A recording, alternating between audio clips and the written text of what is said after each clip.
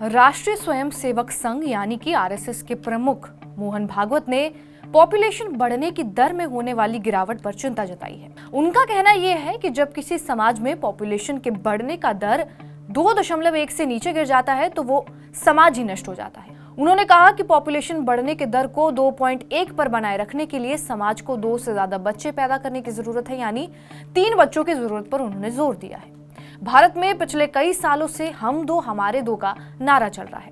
ये नारा इसलिए दिया गया था ताकि भारत की बढ़ती आबादी पर रोक लगाई जा सके। लेकिन अब चर्चा हो रही है जनसंख्या वृद्धि की, ज्यादा बच्चे पैदा करने की। जैसा कि हमने आपको बताया, हाल ही में मोहन भागवत और इससे पहले साउथ में भी तमिलनाडु और आंध्र प्रदेश ज्यादा बच्चे पैदा करने की बात कह चुके हैं।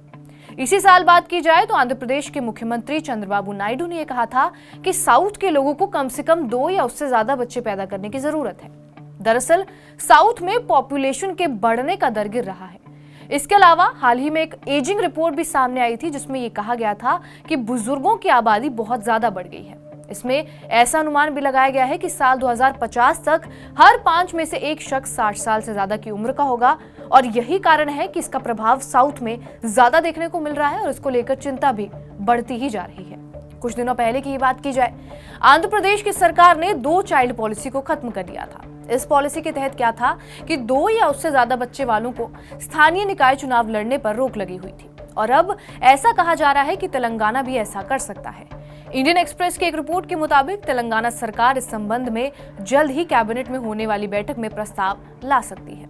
लेकिन पहले ये समझ लेते हैं कि 2 चाइल्ड पॉलिसी को क्यों लाया गया था। दरअसल 2 चाइल्ड पॉलिसी 1981 से 1991 के बीच पॉपुलेशन कंट्रोल की कोशिशों के अपेक्षित परिणाम ना मिलने के कारण लागू की गई थी। राष्ट्रीय विकास परिषद यानी कि एनडीसी ने यह सुझाव दिया था कि 2 से ज्यादा बच्चे करने वाले लोगों को सरकारी पदों से दूर रखा जाएगा और तब ये पॉलिसी लागू की गई थी। और अब तेलंगाना इसी पॉलिसी को खत्म करने की तैयारी कर रहा है। रिपोर्ट्स के मुताबिक तेलंगाना इस पॉलिसी को खत्म करने के लिए अपने पंचायती राज अधिनियम 2018 में संशोधन करेगा। यानी युवाओं की कमी और बुजुर्गों का बढ़ना आंध्र प्रदेश सरकार के लिए चिंता का विषय बना हुआ है। अगर तेलंगाना ये पॉलिसी खत्म करता है तो वो ऐसा करने वाला देश का 6ठा राज्य बन जाएगा। इससे पहले छत्तीसगढ़, हरियाणा, हिमाचल प्रदेश, मध्य प्रदेश और हाल ही में आंध्र प्रदेश ने भी इस पॉलिसी को खत्म किया है। अब एक चिंता तो युवाओं की कमी की है, लेकिन दूसरी चिंता लोकसभा सीटों को लेकर भी है। वो कैसे है ये भी समझ लीजिए।